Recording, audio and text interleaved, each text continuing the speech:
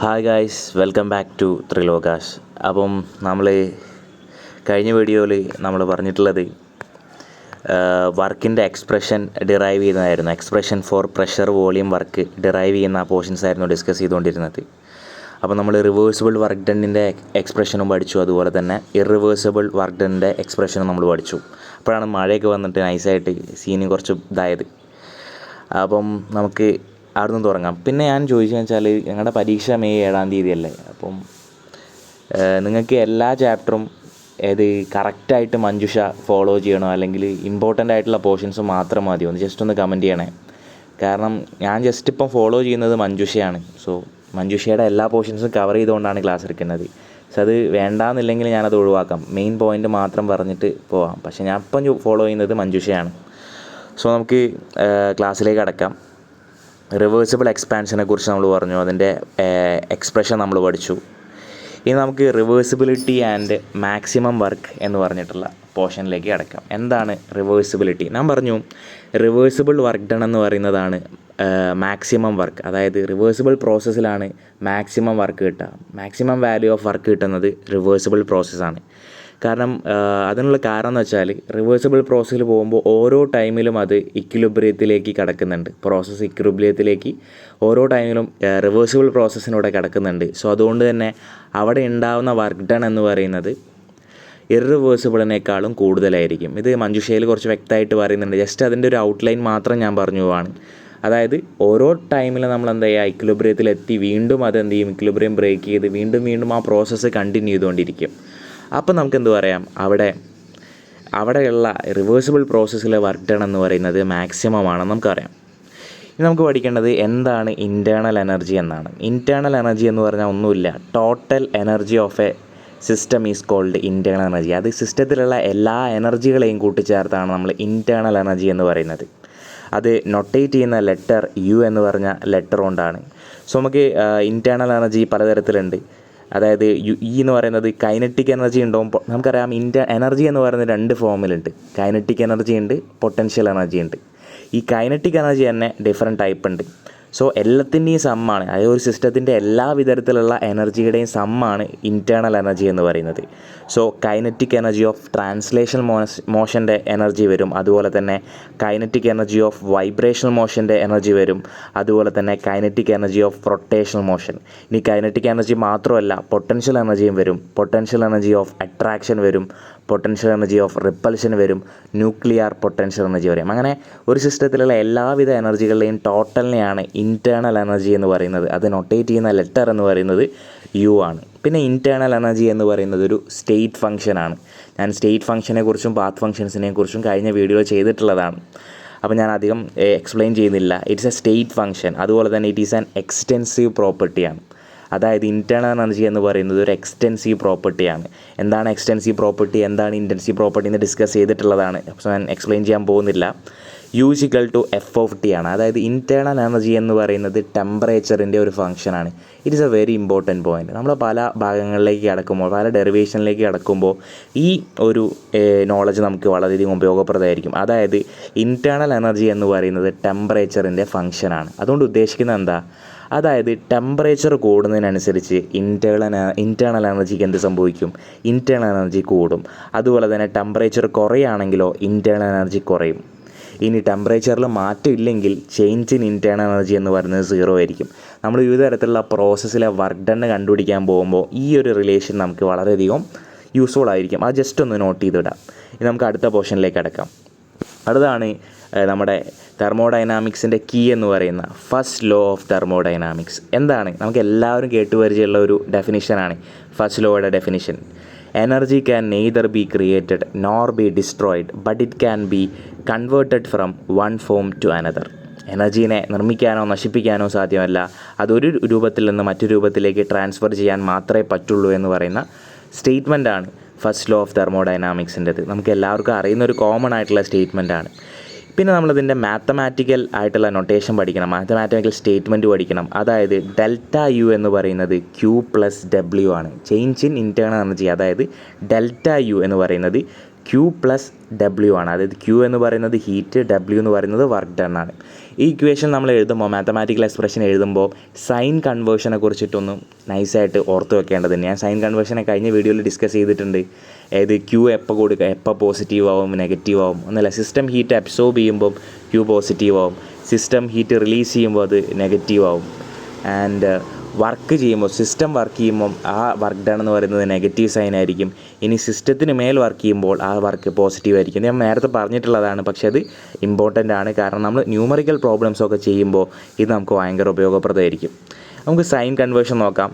നമുക്കറിയാം delta U equal to Q plus W ആണ്. നമ്മളിപ്പം എക്സ്പാൻഷൻ വർക്ക് ഡൺ ആണ് എടുക്കുന്നതെന്ന് വിചാരിച്ചോ. അപ്പോൾ ഡബ്ല്യു എന്ന് പറയുന്നത് എന്തായിരിക്കും? നെഗറ്റീവ് ആയിരിക്കും. കാരണം സിസ്റ്റമാണ് എക്സ്പാൻഡ് ചെയ്യുന്നത്. സോ അത് അതിൻ്റെ വർക്ക് ഡൺ എന്ന് പറയുന്നത് നെഗറ്റീവ് പി ഡെൽറ്റ വി ആയിരിക്കും. ഡബ്ല്യു എന്ന് പറയുന്നത് നെഗറ്റീവ് പി ഡെൽറ്റ വി ആണ്. അപ്പോൾ അത് നമ്മൾ ഈ ഇക്വേഷനിൽ കൊടുക്കുകയാണെങ്കിൽ we get delta U equal to Q plus W ആണ്. ഡബ്ല്യു എന്ന് പറയുന്നത് മൈനസ് പി ഡെൽറ്റ വി ആണ്. സോ നമുക്ക് എന്ത് കിട്ടും? Delta U equal to Q minus P delta V എന്ന് കിട്ടും.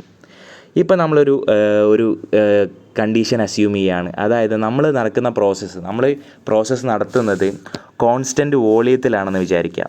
നമ്മൾ നടത്തുന്ന പ്രോസസ്സ് കോൺസ്റ്റൻറ്റ് വോളിയത്തിലാണ് എങ്കിൽ നമ്മൾ ഈ ഇക്വേഷനിലേക്ക് ശ്രദ്ധിക്കുക. ഇവിടെ ഡെൽറ്റ വി എന്ന് പറയുന്നത് 0 ആയിരിക്കും. കാരണം കോൺസ്റ്റൻറ്റ് വോളിയത്തിലുള്ള ഐസോകോറിക് പ്രോസസ്സിൽ ചേഞ്ച് ഇൻ വോളിയം എന്ന് പറയുന്നത് 0 ആയിരിക്കും. സോ ഈ ടേം ഒട്ടാകെ ക്യാൻസലായിട്ട് പോകും. So we get delta U equal to Q V. ഈ റിലേഷനും വളരെയധികം ഇമ്പോർട്ടൻ്റ് ആണ്. നമ്മൾ തുടർന്നുള്ള റിലേഷൻസിലും തുടർന്നുള്ള തെർമോഡൈനാമിക്സ് കാര്യങ്ങൾ പഠിക്കണമെങ്കിൽ ഈ റിലേഷൻ വളരെയധികം യൂസ്ഫുൾ ആയിരിക്കും. അതായത് ചേഞ്ച് ഇൻ ഇൻറ്റേർണൽ എനർജി എന്ന് പറയുന്നത് ക്യൂ വി ആണ്. എന്താ അതിൻ്റെ അർത്ഥം ഒന്ന് നോക്കാം. ഇൻറ്റേർണൽ എനർജി ചേഞ്ച്, അതായത് ഡെൽറ്റ യു എന്ന് പറയുന്നത് heat absorbed or evolved at constant volume ആണ്. ആ റിലേഷൻ നിങ്ങൾ ജസ്റ്റ് ഒന്ന് ഓർത്ത് വെക്കാം. ഇനി നമുക്ക് കോൺസിക്വൻസസ് ഓഫ് ഫസ്റ്റ് ലോ ആണ്. ഇത് ഞാൻ ജസ്റ്റ് ഒന്ന് കേട്ടിരുന്നാൽ മതി, വലിയ ഇമ്പോർട്ടൻ്റ് ആയിട്ടുള്ള പോർഷനിലായി. അതായത് ഈ ഫസ്റ്റ് ലോ മൂലം നമുക്ക് path independence of internal energy prove ചെയ്യാൻ പറ്റി. അതായത് ഇൻറ്റേർണൽ എനർജി എന്ന് പറയുന്നത് പാത്ത് ഇൻഡിപെൻഡൻ്റ് ആണ് എന്ന് പ്രൂവ് ചെയ്യാൻ പറ്റി. അപ്പോൾ പാത്ത് ഇൻഡിപെൻഡൻ്റ് അറിയുമ്പോൾ എന്തായിരിക്കും? ഇൻറ്റേർണൽ എനർജി എന്ന് പറയുന്നത് ഒരു സ്റ്റേറ്റ് ഫംഗ്ഷൻ ആണെന്ന് പ്രൂവ് ചെയ്യാൻ നമുക്ക് ഫസ്റ്റ് ലോ കൊണ്ട് സാധിച്ചു. ജസ്റ്റ് ഒന്ന് കേട്ടിരുന്നാൽ മതി. അതായത് നമ്മൾ പി വി എന്ന് പറഞ്ഞൊരു ഗ്രാഫ് വരയ്ക്കുകയാണ്. പി വി ഗ്രാഫ് വരയ്ക്കുമ്പോൾ അതിൽ എ എന്ന് പറഞ്ഞ പോയിന്റിൽ നിന്ന് ബി എന്ന് പറഞ്ഞ പോയിന്റിലേക്ക് ഫസ്റ്റ് പാത്തിലൂടെ ട്രാവൽ ചെയ്യും ഒരു സിസ്റ്റം വിചാരിക്കുക, ഫസ്റ്റ് പാത്ത്. അപ്പോഴുണ്ടാകുന്ന ചേഞ്ച് ഇൻ ഇൻറ്റേർണൽ എനർജി എന്ന് പറയുന്നത് ഡെൽറ്റ യു ആണ്. ഇനി ബിയിൽ നിന്ന് എയിലേക്ക് പോകാനുള്ള പാത്ത് 2 ഫോളോ ചെയ്തു. അവിടെയുള്ള ഇൻറ്റേർണൽ എനർജി ചേഞ്ച് എന്ന് പറയുന്നത് ഡെൽറ്റ യു ഡാഷ് എന്നാണ് ജസ്റ്റ് കരുതുക. അപ്പം ഈ ഗ്രാഫ് വെച്ച് നമ്മൾ അനലൈസ് ചെയ്ത് നോക്കുമ്പോൾ നമുക്ക് പറയാം ഈ ഫസ്റ്റ് ലോ പ്രകാരം ഇൻറ്റേർണൽ എനർജി എന്ന് പറയുന്നത് പാത്ത് ഇൻഡിപെൻഡൻ്റ് ആണ്. അതായത് ഇൻറ്റേർണൽ എനർജി എന്ന് പറയുന്നത് സ്റ്റേറ്റ് ഫംഗ്ഷനാണ്. സോ നമുക്ക് അതിൻ്റെ പോയിൻറ്റ്സ് നോക്കാം. Delta U depends only on initial and final position. That means internal energy എന്ന് പറയുന്നത് ഒരു സ്റ്റേറ്റ് ഫംഗ്ഷനാണ്. ഈ ഗ്രാഫിൽ നിന്ന് നമുക്ക് മനസ്സിലാക്കാം. പിന്നെ യു എന്ന് പറയുന്നത് സ്റ്റേറ്റ് ഫംഗ്ഷനാണ്. Delta U equal to U B minus U A ആണ്. ഡെൽറ്റ യു എന്ന് പറയുന്നത് integral of A to B D U ആണ്. നമുക്കറിയാം ഈ സ്റ്റേറ്റ് ഫംഗ്ഷൻ എന്ന് പറയുന്നതിന് നമ്മൾ മാത്തമാറ്റിക്കലി പറയുന്നതാണ് എക്സാക്റ്റ് ഡിഫറൻഷ്യൽ എന്ന് പറയുന്നത്. ഒരു ഫംഗ്ഷൻ സ്റ്റേറ്റ് ഫംഗ്ഷൻ ആണെങ്കിൽ അത് എക്സാക്റ്റ് ഡിഫറൻഷ്യൽ ആണ് എന്ന് നമുക്ക് പറയാൻ പറ്റും. ജസ്റ്റ് ഒന്ന് കേട്ടിരുന്നാൽ മതി. ഇത് വലിയ ഇമ്പോർട്ടൻ്റ് ആയിട്ടുള്ള പോർഷൻ അല്ല, അതാണ് ഞാൻ ജസ്റ്റ് പെട്ടെന്ന് ഇങ്ങനെ പറഞ്ഞു പോകുന്നത്. സോ അതിൻ്റെ ഫസ്റ്റ് ലോയുടെ കോൺസിക്വൻസസ് ആണ്. ഇനി രണ്ടാമത്തെ കോൺസിക്വൻസസ് എന്ന് പറയുന്നത് path dependence of work and heat. നമുക്കറിയാം വർക്കും ഹീറ്റും ഞാൻ നേരത്തെ പറഞ്ഞു പാത്ത് ഫങ്ഷൻസ് ആണ്. അപ്പോൾ നമ്മൾ ഫസ്റ്റ് ലോൻ്റെ കോൺസിക്വൻസ് പ്രകാരം നമ്മൾ നോക്കുമ്പോൾ ഈ ഗ്രാഫ് പ്ലോട്ട് ചെയ്ത് നോക്കുമ്പോൾ നമുക്കറിയാം പാത്തിനെ ഡിപ്പെൻഡ് ചെയ്യുന്നതാണ് വർക്കും ഹീറ്റും. പാത്തിനെ ഡിപ്പെൻഡ് ചെയ്യുന്ന ഫങ്ഷൻസിനെ വിളിക്കുന്ന പേരാണ് പാത്ത് ഫങ്ഷൻ. അതായത് ഹീറ്റും വർക്കും എന്ന് പറയുന്നത് പാത്ത് ഫങ്ഷൻസ് ആണെന്ന് കിട്ടിയത് ഫസ്റ്റ് ലോയുടെ കോൺസിക്വൻസസ് ആണ്. ജസ്റ്റ് ഒന്ന് പ്രൂവ് ചെയ്യാൻ വേണ്ടി ഞാൻ 2 ഗ്രാഫ് വരച്ചിട്ടുണ്ട്. ഇതിൽ എയിൽ നിന്ന് ബിയിലേക്ക് ട്രാവൽ ചെയ്യുകയാണ്. ഇത് ഫസ്റ്റ് പാത്താണ്. ഫസ്റ്റ് പാത്ത് നമുക്കറിയാം പ്രഷർ വോളിയം ഗ്രാഫിലെ നിന്ന് വർക്ക് ഡൺ കിട്ടാൻ വേണ്ടി നമുക്ക് ചെയ്യേണ്ടത് ആ ഭാഗത്തുള്ള ആ ഏരിയയിലുള്ള ആ പോയിൻ്റ് മുതൽ എ എന്ന് പറഞ്ഞ പോയിൻ്റ് മുതൽ ബി എന്ന് പറഞ്ഞ പോയിൻ്റിലാണ് പാത്ത്. അപ്പം അങ്ങനെയാണെങ്കിൽ അതിൻ്റെ ഇടയിലുള്ള ഏരിയ കണ്ടുപിടിച്ച് കഴിഞ്ഞാൽ നമുക്ക് വർക്ക് ഡൺ കണ്ടുപിടിക്കാം. പക്ഷേ അങ്ങനെയാണെങ്കിൽ ഈ ഫസ്റ്റ് പാത്തിലെ വർക്ക് ഡൺ എന്ന് പറയുന്നത് ഈ ഷെയ്ഡ് ചെയ്തിരിക്കുന്ന ഏരിയയാണ്. അതേസമയം ഞാൻ എന്ത് ചെയ്തു, ഈ പാത്തൊന്ന് ഞാൻ ഉൾട്ടയടിച്ചു. ഇങ്ങനെ കിടക്കുന്ന പാത്തിനെ ഞാൻ നേരെ തല തിരിച്ചു. അപ്പോൾ ഉണ്ടാകുന്ന വർക്ക് ഡൺ നമുക്കൊന്ന് കാൽക്കുലേറ്റ് ചെയ്ത് നോക്കാം. അതായത് എ മുതൽക്ക് ബി വരെ ഈ ഏരിയ ആയിരിക്കും. ഈ ഏരിയയും ഈ ഏരിയ ഒന്ന് കമ്പയർ ചെയ്ത് നോക്ക്. ഈ ഏരിയ വളരെ കൂടുതലല്ലേ. അതായത് ഈ എനർജി വർക്ക് എന്ന് പറയുന്നത് പാത്തിനെ ഡിപ്പെൻഡ് ചെയ്യുകയാണ്. ഇങ്ങനെ ചെയ്തപ്പം വർക്ക് കുറവായിരുന്നു, ബട്ട് ഇങ്ങനെ തലതിരിച്ച് ചെയ്തപ്പോൾ വർക്ക് കൂടി. അപ്പോൾ നമുക്കിതിൽ നിന്ന് എന്ത് മനസ്സിലാക്കാം? വർക്കും ഹീറ്റും എന്ന് പറയുന്നത് എന്താണ്? പാത്ത് ഡിപ്പെൻഡൻ്റ് ആണ്, അതായത് പാത്ത് ഫംഗ്ഷനാണ്. ഒരു ഫംഗ്ഷൻ പാത്ത് ഫംഗ്ഷൻ ആണെങ്കിൽ നമുക്കത് മാത്തമാറ്റിക്കലി പറയാം it is an inexact differential. ഇതിൻ്റെ കുറച്ച് ടേംസ് ഉണ്ട്, അത് നമുക്ക് അടുത്ത പോർഷനിലേക്ക് അടക്കാം. അപ്പം QW എന്ന് പറയുന്നത് ഹീറ്റും വർക്ക് എന്ന് പറയുന്നത് പാത്തിനെ ഡിപ്പെൻഡ് ചെയ്യുന്നുണ്ട്. So they are path functions and it is an inexact differential. So എന്താണ് എക്സാക്റ്റ് ഡിഫറൻഷ്യൽ, എന്താണ് ഇൻഎക്സാക്റ്റ് ഡിഫറൻഷ്യൽ എന്നൊക്കെ നമുക്ക് അടുത്ത പോർഷനിൽ കിടക്കാം, മനസ്സിലാവും. അപ്പം നമുക്കറിയാം നമ്മുടെ തെർമോഡൈനാമിക്സിൽ ഒരുപാട് ഡെറിവേഷൻസ് ഉണ്ട് എന്നറിയാം. ഈ ഡെറിവേഷൻസ് ഒക്കെ ചെയ്യുന്നതിന് മുന്നേ നമുക്ക് മാത്തമാറ്റിക്കലായിട്ട് കുറച്ച് ബാക്ക്ഗ്രൗണ്ട് വേണം. ബേസിക്കായിട്ട് നമ്മൾക്ക് പാർഷ്യൽ ഡിഫറൻസിയേഷൻ ചെയ്യാൻ അറിയണം. എന്താണ് പാർഷ്യൽ ഡിഫറൻസിയേഷൻ എന്നൊക്കെ നമ്മൾ കൂളായിട്ട് ഈ വീഡിയോയിൽ നോക്കും. ജസ്റ്റ് ഒന്ന് കേട്ടിരുന്നാൽ മതി. ജസ്റ്റ് ഒന്ന് പെന്നും പേപ്പറും എടുക്കുക, ജസ്റ്റ് ഒന്ന് ചെയ്ത് നോക്കാൻ നിൽക്കുക. അപ്പോൾ ഞാനിപ്പം ജസ്റ്റ് ഇതിൻ്റെ തിയറി പാർട്ടാണ് പറയുന്നത്. അപ്പോൾ നിങ്ങൾക്ക് അധികം ക്ലിയർ ആയിട്ടുണ്ടാവില്ല. അപ്പോൾ നമുക്ക് പ്രോബ്ലംസിലും ഡെറിവേഷൻ പാർട്ടിലേക്കും കിടക്കുമ്പോൾ നമുക്ക് സുഖമായിട്ട് ചെയ്യാവുന്നതേ ഉള്ളൂ. അത് ഞാൻ പറഞ്ഞു, ഞങ്ങൾക്ക് ഗ്യാരണ്ടി ആയിരുന്നു. പിന്നെ നിങ്ങൾക്ക് പറയണം, അതായത് ഞാൻ മഞ്ജുഷ അതേപടിയാണ് ഫോളോ ചെയ്യുന്നത്. സോ നിങ്ങൾക്ക് മെയിൻ ആയിട്ടുള്ള പോയിൻറ്റ്സ് മാത്രം മതിയെങ്കിൽ ജസ്റ്റ് ഒന്ന് കമൻറ്റ് ചെയ്താൽ മതി, ഞാൻ അത് മാത്രം ചെയ്യാം. ഞാനിപ്പോൾ മഞ്ജുഷയാണ് ഫോളോ ചെയ്യുന്നത്, എഗെയിൻ റിപ്പീറ്റ് ചെയ്യാണ്. നിങ്ങൾ കമൻറ്റ് ചെയ്ത് കഴിഞ്ഞാൽ അനുസരിച്ച് ക്ലാസ് മാറ്റാവുന്നതാണ്. അപ്പോൾ നമുക്ക് പാർഷ്യൽ ഡിഫറൻസിയേഷനാണ്. നമുക്കറിയാം y എന്ന് പറയുന്നത് f(x) എന്ന് പറഞ്ഞ ഒരു ഫംഗ്ഷൻ എടുത്തു. നമ്മൾ ആദ്യം സാധാ ഡിഫറൻസിയേഷൻ എന്താണെന്ന് നോക്കാം. So y = f(x). y എന്ന് പറഞ്ഞതിനെ x എന്ന് പറഞ്ഞ സാധനം വാരി ചെയ്യുന്നതിനനുസരിച്ച് y മാറും. സോ ഇവിടെ ഒരൊറ്റ വേരിയബിളാണ് വാരി ചെയ്യുന്നത്. സോ നമുക്ക് അതിൻ്റെ ഡിഫറൻസിയേഷൻ സുഖമായിട്ട് ചെയ്യാം. dy/dx നമുക്ക് ഈസി ആയിട്ട് ഇവാലുവേറ്റ് ചെയ്യാം. പക്ഷേ നമ്മൾ ഈ ഫംഗ്ഷൻ നോക്കി z = f(x, y, z) എന്ന് പറഞ്ഞാൽ 3 വേരിയബിൾസ് വരുന്നുണ്ട്. ഇവ 3 വേരി ചെയ്യുന്നവയാണ്. അപ്പോൾ 3 വേരിയബിൾസ് വരുമ്പോൾ നമ്മൾ ഒന്നിനെ ഡിഫറൻഷിയേറ്റ് ചെയ്യുമ്പോൾ ബാക്കി രണ്ടിനെയും കോൺസ്റ്റൻ്റ് ആക്കും. ആ പരിപാടിക്ക് പറയുന്ന പേരാണ് പാർഷ്യൽ ഡിഫറൻസിയേഷൻ. ഇപ്പോൾ സെഡിൻ്റെ ഡിഫറൻഷ്യൽ കണ്ടുപിടിക്കണമെങ്കിൽ നമ്മൾ ∂z/∂x എന്ന് എഴുതും, dz/dx എന്ന് എഴുതില്ല. കാരണം അത് ഡിഫറൻസിയേഷനാണ്. അപ്പം നമ്മൾ ∂z/∂x ചെയ്യുമ്പോൾ എന്താ ചെയ്യുന്നത് വെച്ചാൽ സെഡിനെയാണ് വാരി ചെയ്യിപ്പിക്കുന്നത് നമ്മൾ പറഞ്ഞു. സെഡിനെയാണ് വാരി ചെയ്യിപ്പിക്കുന്നത്. സോ അങ്ങനെയാണെങ്കിൽ എക്സും വൈയും എന്ന് പറയുന്നത് എന്തായിരിക്കും? എക്സും വൈയും കോൺസ്റ്റൻ്റ് ആയിരിക്കും. സോ അതാണ് പാർഷ്യൽ ഡിഫറൻസിയേഷൻ്റെ ഒരു ഫോം. ഇനി നമ്മൾ വൈനെയാണ് നമ്മൾ വാരി ചെയ്യിപ്പിക്കുന്നതെങ്കിൽ എന്ത് ചെയ്യും? വൈ മാത്രം വാരി ചെയ്യും, എക്സും സെഡും കോൺസ്റ്റൻ്റ് ആയിരിക്കും. നമ്മൾ എന്താണോ വാരി ചെയ്യിപ്പിക്കുന്നത് അതിനെ മാത്രം ബാക്കിയുള്ള അതിനെ തൊട്ടപ്പുറത്തുള്ള രണ്ടാൾക്കാർ, അതായത് തൊട്ടപ്പുറത്തുള്ള ആരൊക്കെയാണോ അവരെ നമ്മൾ എന്ത് ചെയ്യും? കോൺസ്റ്റൻ്റ് ആയിട്ട് നിർത്തും. അതാണ് പാർഷ്യൽ ഡിഫറൻസിയേഷൻ. നിങ്ങൾക്ക് മനസ്സിലായിട്ടുണ്ടാവില്ല. നമ്മളൊരു പ്രോബ്ലം ചെയ്യുമ്പോൾ നമുക്കതിൽ നിന്ന് ക്ലിയർ ആയിട്ട് ഞാൻ പറഞ്ഞുതരാം. പിന്നെ നമ്മൾ പഠിക്കേണ്ടത് എക്സാക്റ്റ് ആൻഡ് ഇൻഎക്സാക്റ്റ് ഡിഫറൻഷ്യലാണ്. അപ്പം എക്സാക്റ്റ് ആണ് ഇൻഎക്സാക്റ്റ് ഡിഫറൻഷ്യൽ എന്താണ് നമുക്ക് നോക്കാം. ഞാൻ പറഞ്ഞു എഫ് എന്ന് പറയുന്നത് it is a function of X Y ആണ്. ഇവിടെ എക്സ് മാത്രമല്ല, രണ്ട് വേരിയബിൾസ് ഉണ്ട്, എക്സും വൈയും വരുന്നുണ്ട്. സോ നമുക്ക് സാധാ ഡിഫറൻസിയേഷൻ യൂസ് ചെയ്യാൻ പറ്റില്ല, പാർഷ്യൽ ഡിഫറൻസിയേഷൻ ആണെന്ന് ഞാൻ മുന്നേ പറഞ്ഞു. അപ്പോൾ ഞാൻ എഫ് എന്ന് പറയുന്ന ഫംഗ്ഷൻ തന്നിട്ടുണ്ട്. എഫ് എന്ന് പറഞ്ഞ ഫംഗ്ഷൻ f(x, y) ആണ് എന്ന് പറഞ്ഞു. ഇനി ഞാൻ ഇതിൻ്റെ DF കാണാൻ പോവുകയാണ്. ഈ DF കാണാൻ വളരെ സിമ്പിളാണ്. അതായത് ഞാൻ ജസ്റ്റ് ഒരു ഉടായ്പ വഴി പറഞ്ഞുതരാം. അതായത് നിങ്ങൾക്കിത് പ്രൂവ് ചെയ്യാനുണ്ടാവും. അതായത് ഒരു ഫംഗ്ഷൻ തന്നിട്ട് അത് എക്സാക്റ്റ് ആണോ ഇൻഎക്സാക്റ്റ് ആണെന്നോ പ്രൂവ് ചെയ്യാനുണ്ടാവും. സോ അതിന് വേണ്ടിയിട്ടാണ് ഞാൻ ഈ ഫോം പറയുന്നത്. സോ എഫ് എന്ന് പറയുന്നത് f(x, y) ആണെങ്കിൽ DF എഴുതാൻ വളരെ സിമ്പിളാണ്. നിങ്ങൾക്കറിയാം ഈ എഫ് എന്ന് പറയുന്നതാണ് നമ്മുടെ ഫംഗ്ഷൻ. അപ്പോൾ അതിൻ്റെ ഫോമാറ്റ് എഴുതുക, ∂f എന്ന് എഴുതുക. എന്നിട്ട് നമ്മൾ എന്താണോ വാരി ചെയ്യിപ്പിക്കുന്നത്, എക്സ് ആണ് ഫസ്റ്റ് വാരി ചെയ്യിപ്പിക്കുന്നത്. അപ്പോൾ നമ്മൾ അതിനെ ∂x ആയിരിക്കും. എന്നിട്ട് എന്ത് ചെയ്യുക? ആ വാരി ചെയ്യിപ്പിക്കാതെ അപ്പുറത്ത് കിടക്കുന്ന ഫംഗ്ഷനില്ലേ, അപ്പുറത്ത് കിടക്കുന്ന ടേമില്ലേ, അത് y അല്ലേ, വൈനെ നമ്മൾ കോൺസ്റ്റൻ്റ് ആക്കുക. എന്നിട്ട് ഈ ∂x ഇവിടെ എഴുതിയിട്ടില്ലേ, ആ ∂xന് പകരം നമ്മളിവിടെ എന്ത് ചെയ്യുക? ഇവിടെ dx എഴുതുക. അങ്ങനെ നമ്മൾ എന്ത് ചെയ്യുക? ഈ ഒരു ലോജിക്ക് യൂസ് ചെയ്തിട്ട് ഒരു ടേം എഴുതാൻ പഠിച്ചു. ഇനി രണ്ടാമത്തെ ടേം സിമ്പിളാണ്, ഇതേമാതിരി തന്നെ ∂f/∂y ചെയ്യുക. അപ്പോൾ ഇവിടെയാണ് നമ്മൾ വൈനെയാണ് വാരി ചെയ്യിപ്പിക്കുന്നത്. അപ്പം ∂f/∂y ചെയ്യുക. തൊട്ടപ്പുറത്ത് എടുക്കുന്ന ആരാ? എക്സിനെ നമ്മൾ എന്താക്കുക? കോൺസ്റ്റൻ്റ് ആക്കുക. സോ അതാ ടൈം എഴുതി. പിന്നെ നമ്മൾ ∂y അല്ലേ എഴുതിയത്, അതിന് പകരം നമ്മൾ എന്ത് ചെയ്യണം? മുകളിൽ dy എഴുതണം. അങ്ങനെ നമ്മൾ ഇക്വേഷൻ സ്റ്റാർ, അതായത് DF കാൽക്കുലേറ്റ് ചെയ്യാൻ പഠിച്ചു. അപ്പം ചിലപ്പം v എന്ന് പറഞ്ഞ ഫംഗ്ഷൻ തന്നിട്ടുണ്ട്. എന്ത് ചെയ്ത് കഴിഞ്ഞാലും ഇതേ ഫോർമാറ്റ് അങ്ങ് ഫോളോ ചെയ്താൽ മതി. ഒരു ഫംഗ്ഷൻ്റെ DF കാൽക്കുലേറ്റ് ചെയ്യുകയാണെങ്കിൽ, എക്സും വൈ ഉള്ള ഫംഗ്ഷൻ്റെ DF കാൽക്കുലേറ്റ് ചെയ്യുകയാണെങ്കിൽ ഈ ഒരു മെത്തേഡ് ഫോളോ ചെയ്താൽ മതി. മെത്തേഡല്ല, ജസ്റ്റ് ഒരു ഉടായ്പ വഴിയാണ്. അത് ജസ്റ്റ് ഫോളോ ചെയ്ത് കഴിഞ്ഞാൽ നമുക്ക് ഈ ടേംസ് സുഖമായിട്ട് കാണാതെ പഠിക്കാതെ തന്നെ നമുക്ക് എഴുതാൻ പറ്റുന്നതാണ്. ഇനി ഞാൻ ∂f/∂x ഓഫ് y കോൺസ്റ്റൻറ്റിനെ ഈ ടേമിനല്ലേ ഞാൻ എളുപ്പത്തിന് m എന്ന് വിളിച്ചു. അതുപോലെ തന്നെ ∂f/∂y ഓഫ് x കോൺസ്റ്റൻറ്റ് എന്ന് പറഞ്ഞാൽ ഈ പോർഷനിൽ ഈ ടേമിനെ ഞാൻ n എന്ന് പറഞ്ഞു. അപ്പോൾ നമുക്ക് എന്ത് വിളിക്കാം? DF എന്ന് പറയുന്നത് m dx + n dy ആണ്. ഇനി നമുക്ക് ഈ ഡി എഫ് എന്ന് പറയുന്ന ഫംഗ്ഷൻ ഇതൊരു എക്സാക്റ്റ് ഡിഫറൻഷ്യൽ ആണ് എന്ന് പ്രൂവ് ചെയ്യണമെങ്കിൽ നമുക്കൊരു തിയറം സാറ്റിസ്ഫൈ ചെയ്യണം. ആ തിയറാണ് യൂളേഴ്സ് റെസിപ്രോക്കൽ തിയറം എന്ന് പറയുന്നത്. That is doe M by doe Y of X constant is equal to doe N by doe X of Y constant.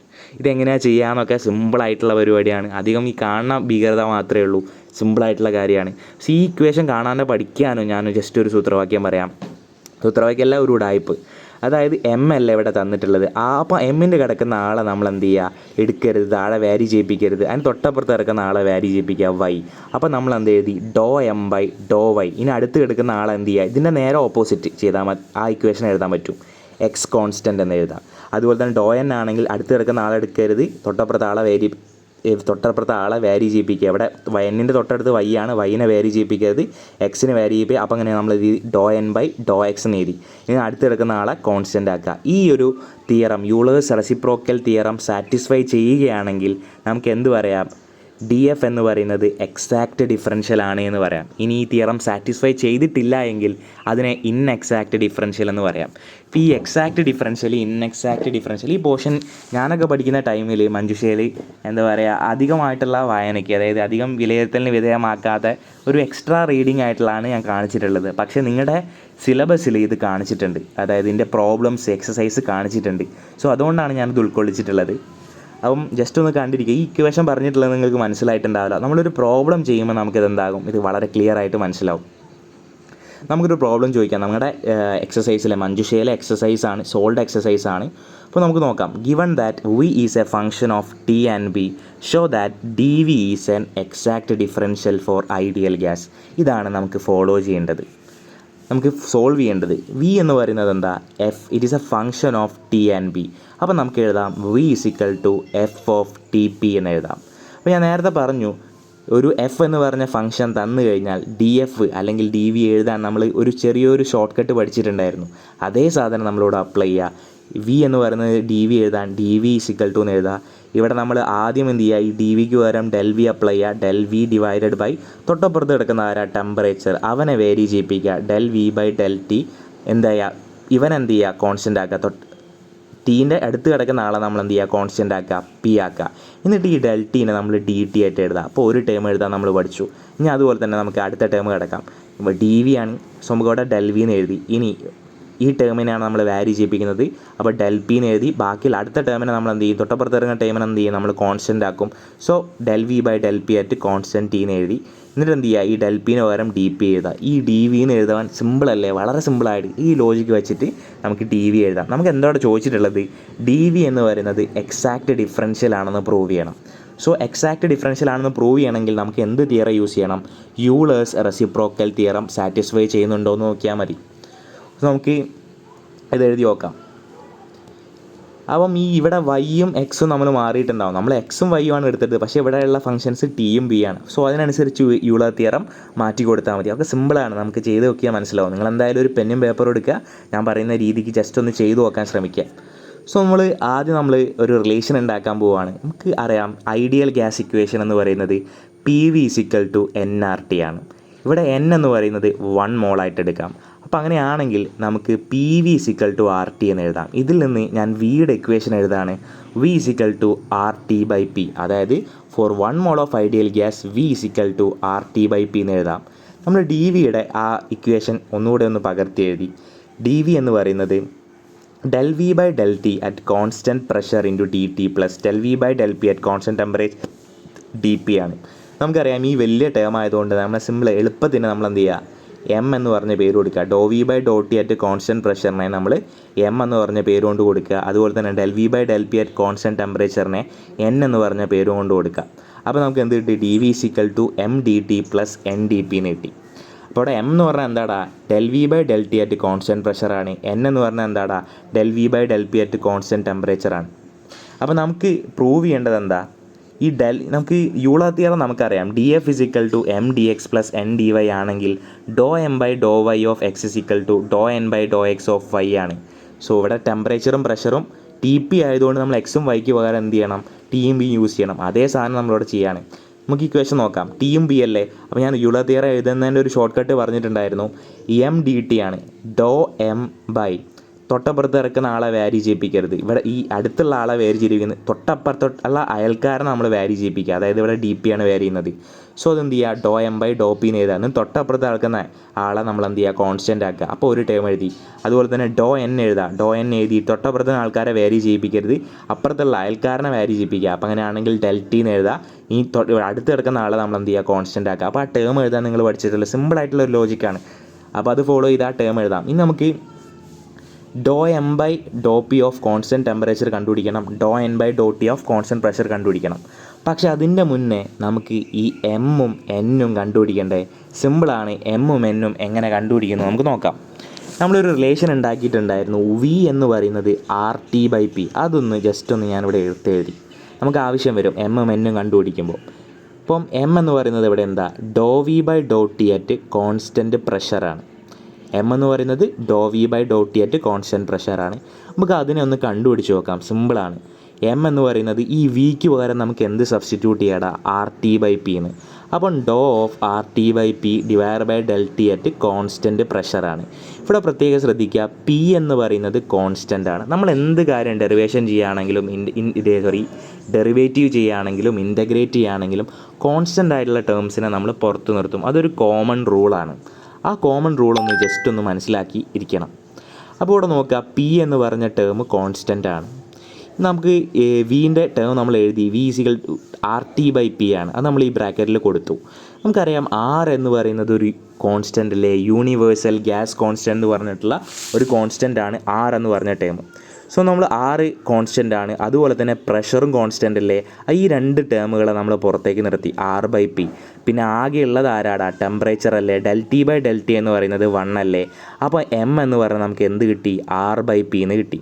ഇതേപോലെ നമ്മൾ എന്ത് ചെയ്യുക, എന്നും ചെയ്യുക. എൻ എന്ന് പറഞ്ഞാൽ എന്താ, del V by del P at constant temperature അല്ലേ. അതുപോലെ തന്നെ നമുക്ക് എന്നൊന്ന് കണ്ടുപിടിച്ച് നോക്കാം. വിക്ക് വരെ നമ്മൾ എന്ത് എഴുതും, ആർ ടി ബൈ പിന്ന് എഴുതും. അതായത് വീൻ്റെ ഉള്ളിൽ ആർ ടി ബൈ പി വരും. ഇവിടെ ടെമ്പറേച്ചറാണ് കോൺസ്റ്റൻറ്റ്. അപ്പോൾ ഇവിടെ ആരൊക്കെയാണ് കോൺസ്റ്റൻറ്റ്, ആർ ടി ബൈ പിയിൽ ടെമ്പറേച്ചർ കോൺസ്റ്റൻ്റ് ആണ്, അതുപോലെ തന്നെ ആറും കോൺസ്റ്റൻ്റ് ആണ്. സോ നമുക്ക് അവരെന്ത് ചെയ്യുക, പുറത്തേക്ക് നിർത്താം. സോ വി ഗെറ്റ് ആർ ടിന്ന് എഴുതി. പിന്നെ ഇവിടെ ഉള്ളിലുള്ളത് ആരാ, del of 1 by P del P ആണ്. നമുക്ക് എല്ലാവർക്കും അറിയുന്നതാണ് ഡെറിവേറ്റീവ് ഓഫ് 1 ബൈ എക്സ് എന്ന് പറയുന്നത് നെഗറ്റീവ് 1 ബൈ എക്സ് സ്ക്വയർ ആണ്. അപ്പോൾ അങ്ങനെയാണെങ്കിൽ ഡെറിവേറ്റീവ് ഓഫ് 1 ബൈ പി എന്തായിരിക്കും, നെഗറ്റീവ് 1 ബൈ പി സ്ക്വയർ അല്ലേ. ആ റൂൾ ഇവിടെ അപ്ലൈ ചെയ്തു. അപ്പോൾ നമുക്ക് എമ്മിൻ്റെ വാല്യൂ കിട്ടി ആർ ബൈ പി, അതുപോലെ തന്നെ എന്നിൻ്റെ വാല്യൂ കിട്ടി R T by negative R T by P square. ഇത് കഴിഞ്ഞിട്ട് നമുക്ക് എന്ത് റൂള് സാറ്റിസ്ഫൈ ചെയ്ത് നോക്കിയാൽ മതി, യൂളേഴ്സ് റെസിപ്രോക്കൽ റൂള്. അതെന്താണ്, doe M by doe P of constant temperature is equal to doe N by doe T of constant പ്രഷറാണ്. അതൊന്ന് ജസ്റ്റ് ഒന്ന് പ്രൂവ് ചെയ്താൽ മതി. നമുക്ക് ജസ്റ്റ് ഒന്ന് പ്രൂവ് ചെയ്ത് നോക്കാം. അതായത് doe M by doe P of constant temperature ഒന്ന് കണ്ടുപിടിച്ച് നോക്കാം. നമുക്ക് എമ്മിൻ്റെ വാല്യൂ കണ്ടുപിടിച്ചിട്ടുണ്ട് ആർ ബൈ പി. അപ്പോൾ നമ്മൾ എമ്മിന് പകരം ആർ ബൈ പി കൊടുത്താൽ മതി. So we get del of R by P del P at constant temperature എന്ന് എഴുതി. ഇവിടെ ടെമ്പറേച്ചർ കോൺസ്റ്റൻ്റ് ആണ്, പക്ഷേ ഇവിടെ ടെമ്പറേച്ചറിന് ഫംഗ്ഷൻ ഇല്ല. സോ അതുകൊണ്ട് നമ്മളത് പേടിക്കേണ്ട ആവശ്യമില്ല. പിന്നെ ആർ എന്ന് പറയുന്നത് ഒരു കോൺസ്റ്റൻ്റ് ആണ്, നമ്മളതിനെ പുറത്തേക്ക് നിർത്തി. ഇതേ result derivative of 1 by X എന്താ, ഇതിൻ്റെ ഉള്ളിൽ വരും derivative of del of 1 by P del P എന്ന് വരും. അതായത് derivative of 1 by X d X എന്താ, നെഗറ്റീവ് 1 ബൈ എക്സ് സ്ക്വയർ. അപ്പോൾ അങ്ങനെയാണെങ്കിൽ ഡെറിവേറ്റീവ് ഓഫ് 1 ബൈ പി എന്തായിരിക്കും, നെഗറ്റീവ് 1 ബൈ പി സ്ക്വയർ. അപ്പോൾ നമുക്ക് എന്ത് കിട്ടിയടാ, negative R by P square എന്ന് പറഞ്ഞിട്ടുള്ള ടേം കിട്ടി. So doe M by doe P at constant temperature എന്ന് പറയുന്നത് negative R by P square എന്ന് പറഞ്ഞ ഒരു ഇക്വേഷൻ കിട്ടി. ഇനി നമുക്ക് എന്താ പ്രൂവ് ചെയ്യേണ്ടത്, ഇവനും ഈക്വൽ ആവണം. അപ്പോൾ അങ്ങനെയാണെങ്കിൽ ഈ ടേം നമുക്ക് കണ്ടുപിടിക്കേണ്ടത് doe N by doe T at constant pressure. അത് നമുക്ക് ഫോളോ ചെയ്യാം. Doe N by doe T at constant pressure എന്ന് പറയുന്നത് എന്താ, ഈ എന്നിൻ്റെ ഇടയിലുള്ള വാല്യൂ എന്താ, negative R T by P square ആണ്. സോ നമ്മളിവിടെ നെഗറ്റീവ് ഉണ്ട്, നെഗറ്റീവിനെ മറന്നു വരുത്, അത് ആവശ്യം വരും. നെഗറ്റീവിനെ നമ്മൾ എന്തായാലും കോൺസ്റ്റൻ്റ് ആയതുകൊണ്ട് തന്നെ പുറത്ത് നിർത്തി.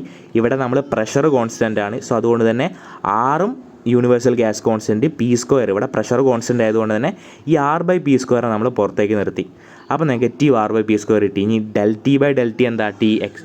Del T by del T എന്ന് പറയുന്നത് 1 അല്ലേ. സോ ഇതിൻ്റെ വാല്യൂ 1. അപ്പോൾ നോക്കടാ, doe M by doe P at constant temperature എന്ന് പറയുന്നത് doe N by doe T of constant പ്രഷറിന് ഈക്വൽ ആണ്. അതായത് യൂളേഴ്സ് റെസിപ്രോക്കൽ തിയറം സാറ്റിസ്ഫൈ ആണ്.